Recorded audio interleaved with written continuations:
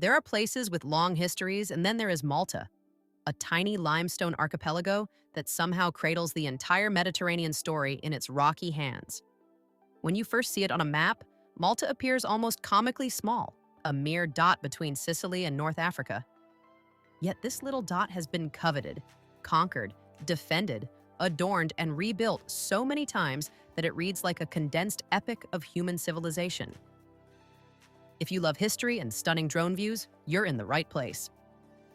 Don't forget to like, comment, and subscribe to Horizon History for more stories from above. Malta is the world's busiest historical crossroads disguised as a sunny vacation spot. The story begins in a haze so distant it feels mythical. Around 5000 BC, early settlers, probably Sicilian farmers, crossed the sea in small boats, arriving with livestock, seeds, and a mysterious architectural ambition. Within centuries, they began erecting monumental temple complexes, vast honey-colored structures such as Gantija, Hagar Kim, and Menajdra. These temples are older than the pyramids and older than Stonehenge. In other words, Malta had monumental architecture before most civilizations had developed the idea of a backyard fence. The stones weigh several tons each, and the engineering required remains remarkable even today. It's no wonder that later Maltese believed giants built them. The explanation was wrong, but honestly understandable. Then, as suddenly as they appeared, the temple builders vanished around 2500 BC. Whether this was due to climate change, disease, or something else remains a mystery, one of several lingering in Malta's early past. Into this vacuum stepped new waves of settlers, Bronze Age people, then Phoenician traders around 800 BC.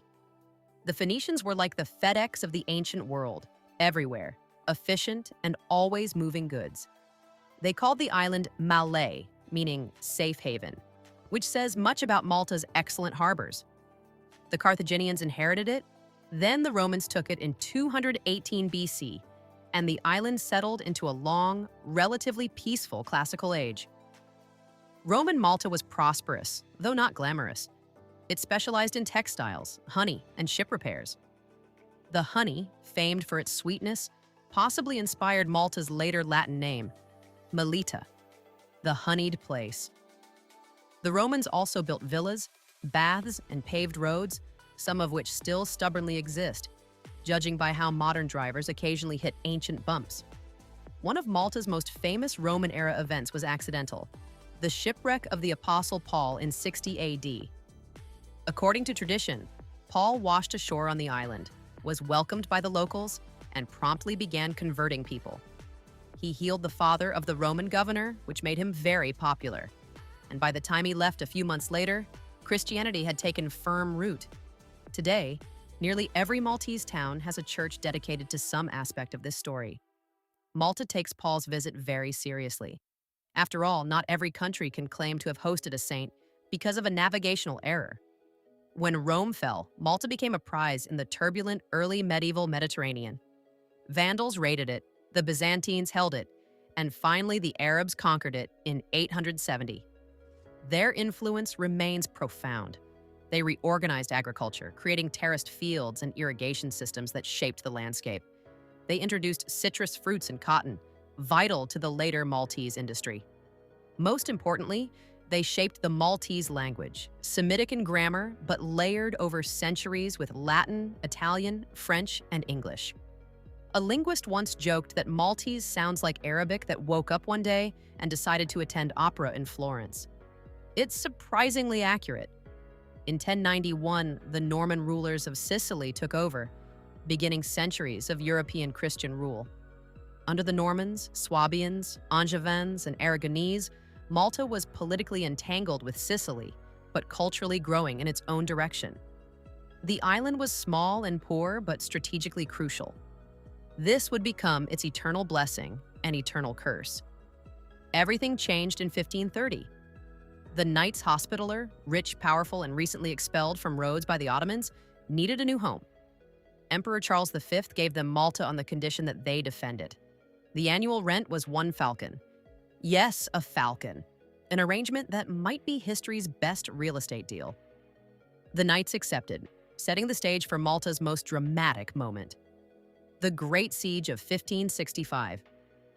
When the Ottomans arrived with one of the largest invasion forces ever assembled in the Mediterranean, the Knights and the Maltese stood terrifyingly alone. The defenders numbered only a few thousand. The invaders may have exceeded 30,000. The siege was brutal. Cannons roared night and day. Disease swept the camps. Supplies dwindled. Heat baked both sides. When Fort St. Elmo fell after weeks of heroic resistance, the defenders had held so long that Ottoman commanders were reportedly shocked at how few of them had been inside. One Ottoman officer wrote bitterly that the fort had cost them half a summer and half an army. But the Knights and Maltese did not break. In September, as defenders neared exhaustion, a relief force from Sicily finally arrived. The Ottoman army retreated, and Europe celebrated Malta as the shield that had protected Christendom. Malta had survived one of the most astonishing sieges in military history. Determined never to suffer such vulnerability again, the Knights built Valletta, a fortified masterpiece perched on the peninsula. It became one of Europe's earliest planned cities: straight streets, airy breezes, monumental palaces, and walls so thick one imagines the architects were preparing for another apocalypse. The city quickly became a jewel of Baroque architecture, filled with churches, auberges, and the lavish co-cathedral of St. John, whose interior is so ornate that first-time visitors often stop and mutter, "How is this even real?" The Knights ruled for more than 2 centuries, sometimes nobly and sometimes like aristocrats, enjoying an overly long vacation. They produced art, built hospitals, fostered learning, and fortified the island beyond reason. Then Napoleon arrived in 1798 and, with typical speed, took Malta on his way to Egypt. The Knights surrendered almost immediately, perhaps too immediately, and the French introduced reforms that angered the Maltese, especially their habit of raiding church treasures. Maltese villagers rebelled, besieging the French garrison and inviting British assistance. Thus began Malta's long British chapter. In 1800, Malta became a British protectorate, then a formal colony. The island's strategic value soared. It was the key to controlling Mediterranean trade routes and later the Suez Canal. Valletta's Grand Harbor became one of the British Empire's most important naval bases. English joined Maltese and Italian as dominant languages, creating a linguistic trio that persists and occasionally confuses visitors ordering coffee. Malta's most heroic modern moment came during World War II. The island, positioned between Axis Europe and North Africa, endured relentless bombing. Between 1940 and 1942, Malta became the most heavily bombed place on Earth. Food was scarce, buildings collapsed, and the siege threatened starvation. But the Maltese refused to surrender. Their resilience was so extraordinary that King George VI awarded the entire population the George Cross, which now adorns the national flag. After the war, Malta moved steadily towards self-governance.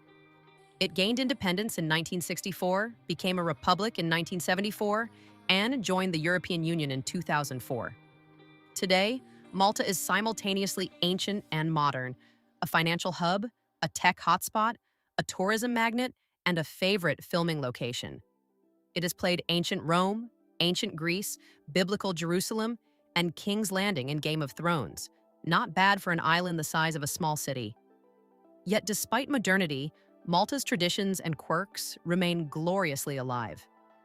Village festas erupt each summer with fireworks so dramatic they occasionally trigger diplomatic-level complaints from nearby dogs. Fishing boats still carry painted eyes of protection, a habit so old it predates written history.